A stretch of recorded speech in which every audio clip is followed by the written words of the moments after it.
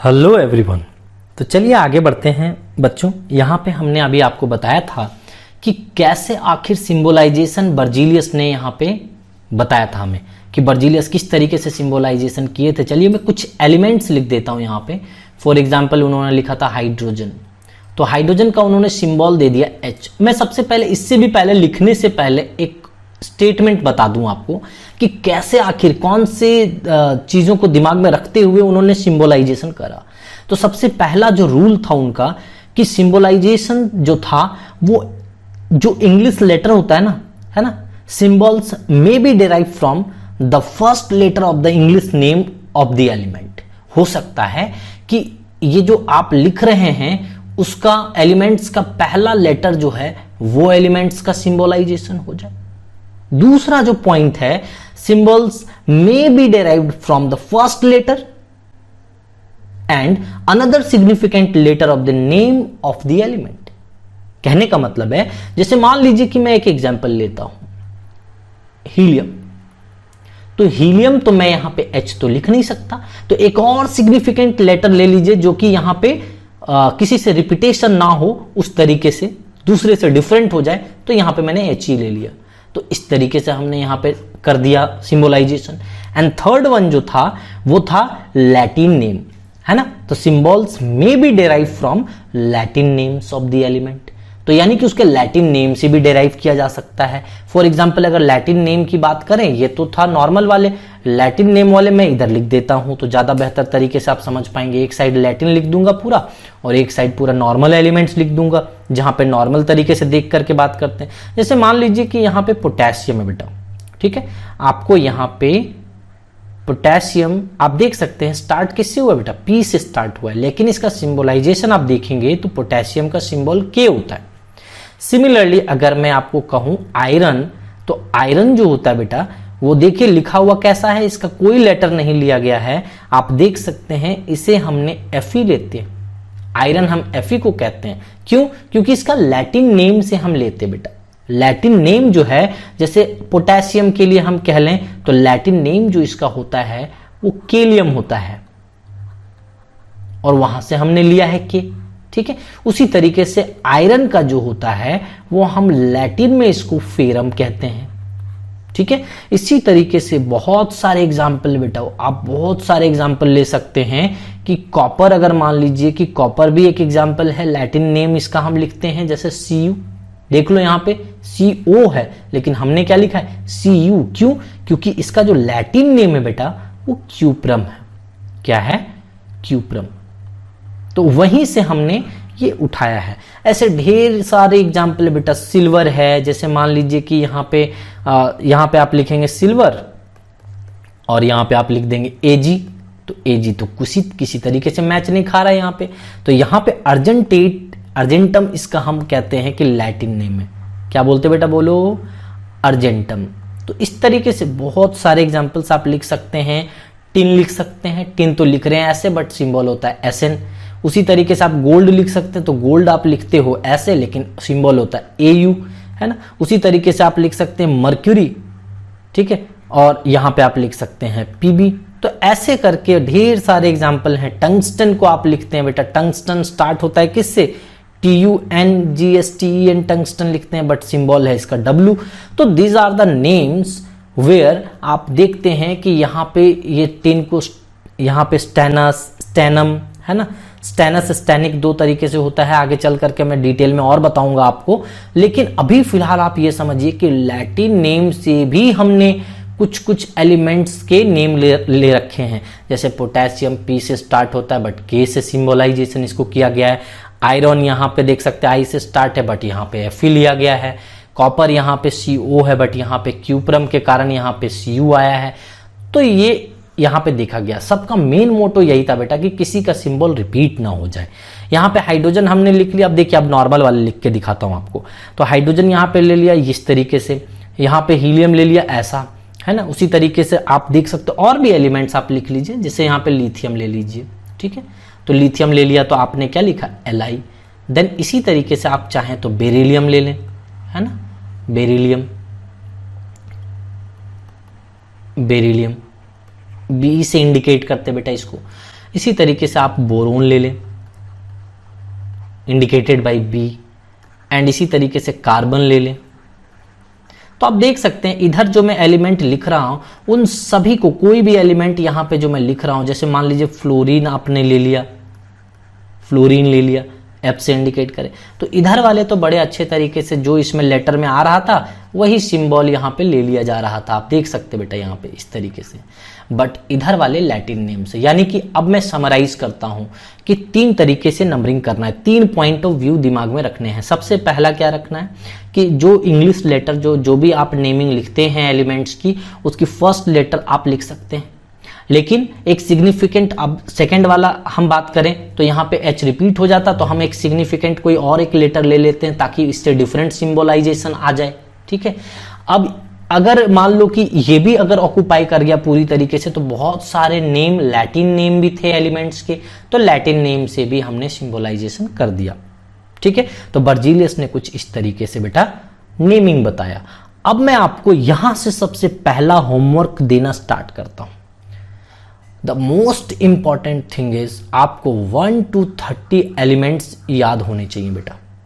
1 to 30 elements any how रटा हुआ होना चाहिए। कैसे रटे हुए होने चाहिए, चलिए मैं आपको बताऊं कि किस तरीके से ये चीज आपको रटा हुआ होना चाहिए। देखिए यहां पे मैंने पीरियोडिक टेबल आपको दिखा दिया। आप देखिए ये है हाइड्रोजन, ऐसे करके बेटा आपको पूरी एलिमेंट्स याद करनी है। तो जब पूरी एलिमेंट्स आपको याद हो जाएगी ना, तब समझना कि मतलब कहने का मतलब है कि मिनिमम आपको कम से कम अप टू 30 तक तो याद होने ही चाहिए एनी हाउ।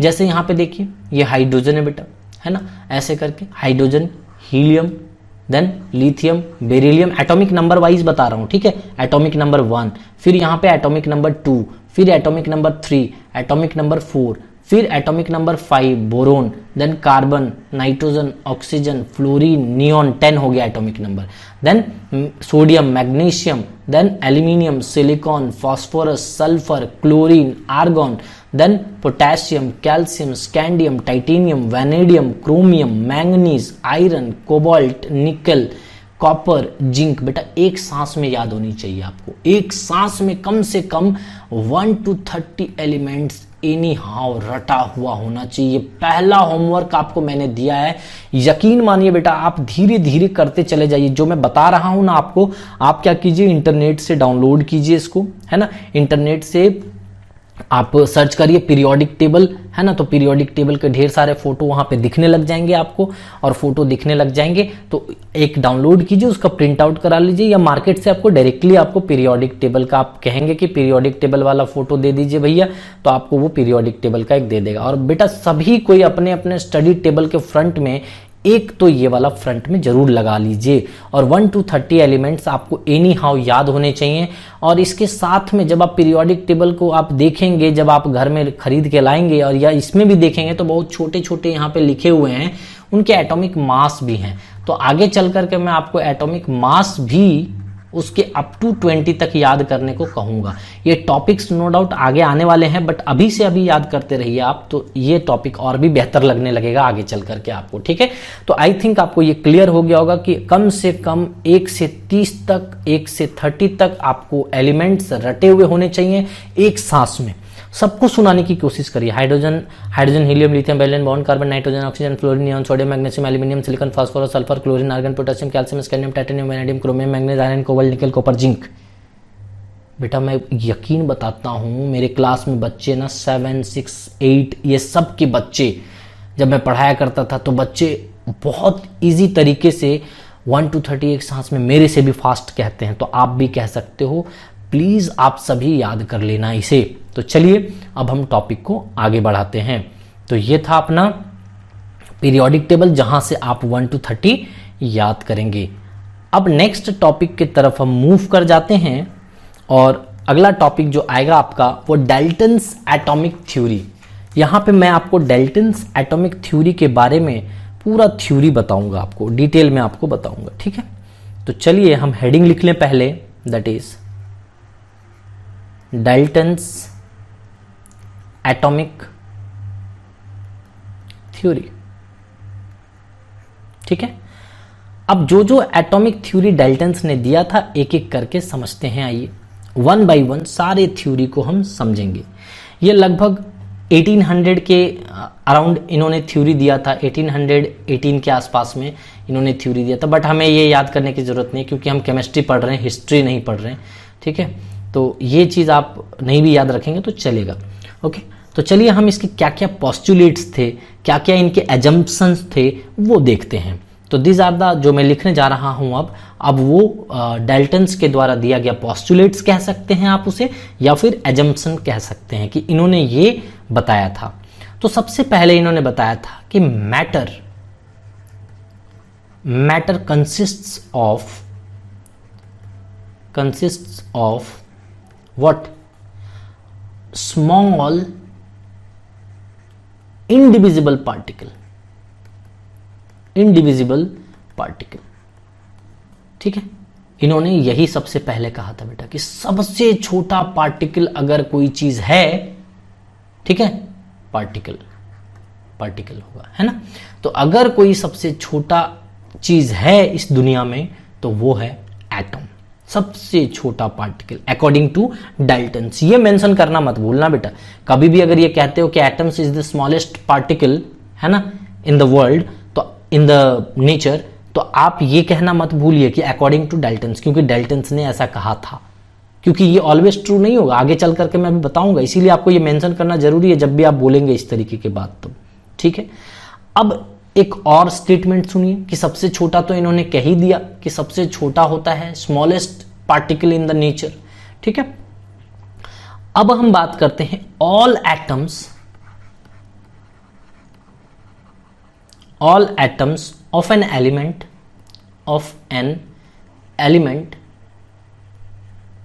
ठीक है, element are identical, okay, in nature, ऐसा इन्होंने कह डाला। तो भैया ये सही नहीं था। ये क्या कहना चाह रहे थे समझिए इस बात को। मैं इन सभी के डिमेरिट्स भी आपको बताऊंगा, पहले मेरिट्स आप एक बार देख लीजिए कि all atoms of an element, यानी कि कोई भी एलिमेंट आप ले लीजिए, जैसे हाइड्रोजन ले लेते हैं, ठीक है। अब इनके जितने भी एटम्स हैं सबके सब सेम है, ऐसा इनका कहना था।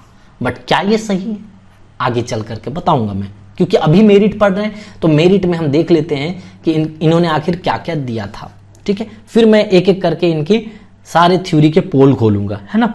तो एक एक एटम का, एक एक चीजें, जितने भी थ्योरी इन्होंने दे रखे हैं। नेक्स्ट है the atoms of an element, the atoms of an element, the atoms of an element are different, इसका अपोजिट वाला बेटा, are different from the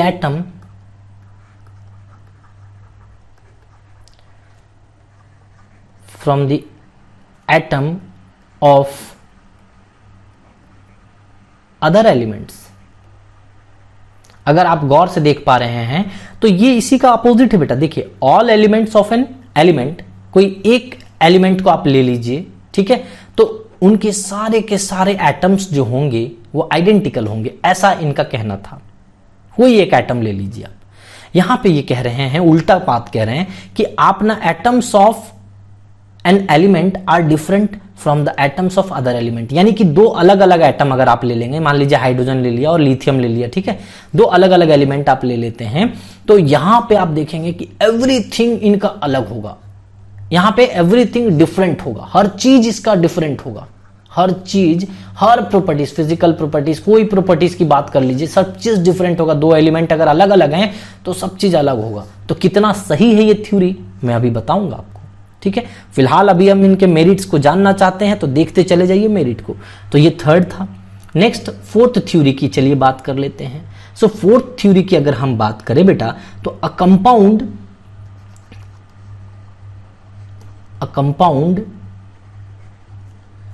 is formed by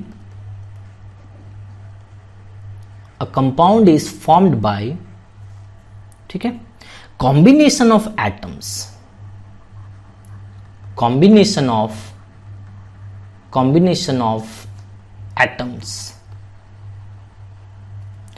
of two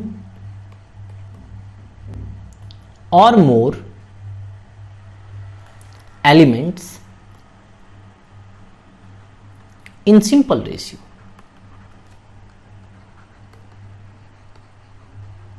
In simple ratio. ये जो इन्होंने बात कही, जैसे फॉर एग्जाम्पल अगर मैं बात करूं बेटा, जैसे वाटर की बात कर लेते हैं, इन्होंने कहा कि a compound is formed by the combination of atoms of 2 और मोर।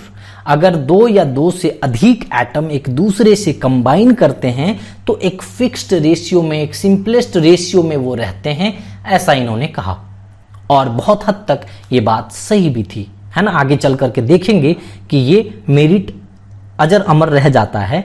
तो यहां पे देखिए, जैसे फॉर एग्जांपल अगर हम बात करें बेटा कि वाटर ले लेते हैं, वाटर का फार्मूला, आप केमिकल फार्मूला आप अगर बोलेंगे वाटर का तो क्या लिखते हैं बेटा, वाटर। अब देखिए वाटर में अगर हम कहें तो हम क्या बोलेंगे कि 2:1 में, ये बाई मोल अगर हम बोले बेटा तो ये 2:1 में ये है ना। या फिर बाई वॉल्यूम भी कह सकते हो, बाई वॉल्यूम यहां पे कह सकते हो, बाई वॉल्यूम कह लें, बाई मोल कह लें, क्योंकि मोल अभी आपको नहीं आता है तो आप बाई वॉल्यूम समझ लें, ठीक है। अब आगे चलकर के इसके मॉलिक्यूलर मास से रिलेट करके भी मैं बताऊंगा, बट फिलहाल अभी इतना जान जाएं कि ये जो होता है, कोई भी कंपाउंड एक होता है, एक सिंपलेस्ट रेशियो में ही कंपाउंड बनाता है। जैसे 2:1 एक सिंपलेस्ट रेशियो है बेटा, है ना। जैसे 1:2, 2:2, 3:2, 4:2, ये क्या है, सिंपलेस्ट रेशियो है। कोई भी एक नंबर, फ्रैक्शन नहीं आना चाहिए, बस फ्रैक्शन में नहीं आना चाहिए, यानी कि 3.5, 2.8 ऐसा नहीं आना चाहिए, ठीक है। तो अगर नंबर आता है तो एक सिंपलेस्ट रेशियो है। तो वो कहते हैं कि जो भी कंपाउंड बनता है, मॉलिक्यूल जो बनता है एटम्स के मिलाने से, वो एक सिंपलेस्ट रेशियो में होता है, ऐसा उनका कहना था। नेक्स्ट 5th प्रॉपर्टी की बात करें तो हम कहते हैं atoms take part in chemical reaction, take part in chemical reaction, chemical reaction. तो यहां पे atom is the smallest part which take part in chemical reaction. ये भी अजर अमर थ्योरी है, ये अभी भी फॉलो होती है, ये अभी भी फेल नहीं हुआ है। हम इसके जब डिमेरिट की बात करेंगे तो एक एक करके सारे थ्योरी को फिर से हम बताएंगे, ठीक है। तो अभी फिलहाल हम सभी के मेरिट लिख रहे हैं। तो यहां पे उन्होंने कहा कि जितने एटम्स हैं वो पार्टिसिपेट करते हैं, मतलब जो स्मॉलेस्ट पार्ट होता है रिएक्शन में, अगर कोई पार्टिसिपेट करता है तो वो एटम्स होता है ना। सही बात है, कभी भी हम ये नहीं कहते रिएक्शन में कि इलेक्ट्रॉन, प्रोटॉन, न्यूट्रॉन पार्टिसिपेट करता है, हम कभी नहीं कहते। हम कहते हैं कि एटम्स पार्टिसिपेट करते हैं रिएक्शन में, ओके। आगे चल करके जितनी बार आप देखेंगे, बोलेंगे तो आपको जरूर फील होगा। फिर हम बात करते हैं कि लास्ट पॉइंट की, कि एटम्स कैन, जो कि पहले ही हमें बता देना चाहिए था, एटम्स कैन नीदर, है ना, atoms can neither be created, ये तो सबको पता है, neither be created nor be destroyed,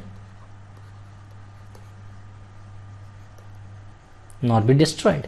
यानी कि ना ही एटम को बनाया जा सकता है और ना ही उसे तोड़ा जा सकता है, neither be created nor be destroyed. तो ऐसा डाल्टन्स ने इस तरीके के थ्योरी दिए।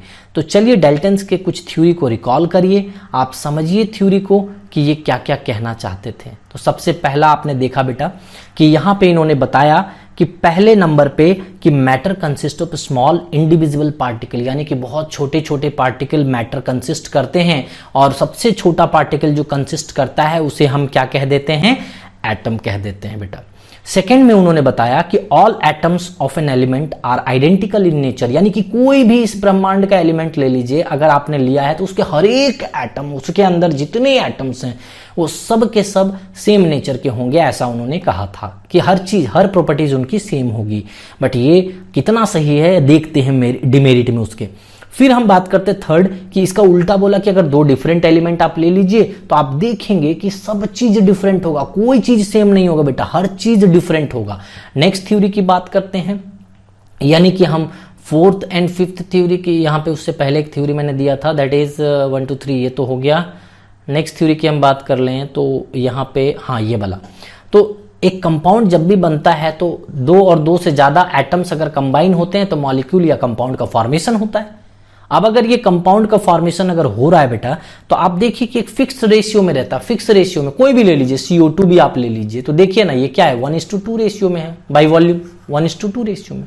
कोई भी कंपाउंड आपको कुछ भी लेना है, HCl ले लीजिए तो ये 1:1 में है। तो एक सिंपलेस्ट रेशियो ही है बेटा, इसको सिंपलेस्ट रेशियो कहते हैं, फ्रैक्शन में नहीं आना चाहिए बस, ठीक है। तो ये हो गया।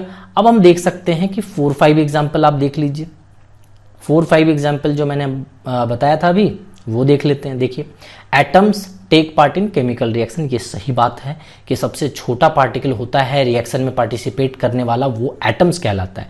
और इसी तरीके से अगर 6th वाले की बात करें तो atoms can neither be created nor be destroyed. अगर बच्चों से पूछा जाए तो बस यही एक स्टेटमेंट उनको याद रहता है, बाकी के स्टेटमेंट याद नहीं रहते हैं। लेकिन मैं आपको चैलेंज के साथ कहता हूं, आपको सारे के सारे स्टेटमेंट याद रहेंगे और मैं याद करा के रहूंगा। और इसके डिमेरिट जब बताऊंगा ना तब और मजा आएगा, ठीक है। तो फिलहाल आप इसके मेरिट में इसको देखिए और अगले लेक्चर में आप इसके डिमेरिट को देखिए, तो मजा आएगा आपको। सब फिर से थ्योरी रिकॉल करेंगे और उसकी एक एक थ्योरी को तहस नहस करेंगे, ठीक है। तो आज के लेक्चर में इतना ही, मिलते हैं अगले लेक्चर में। धन्यवाद।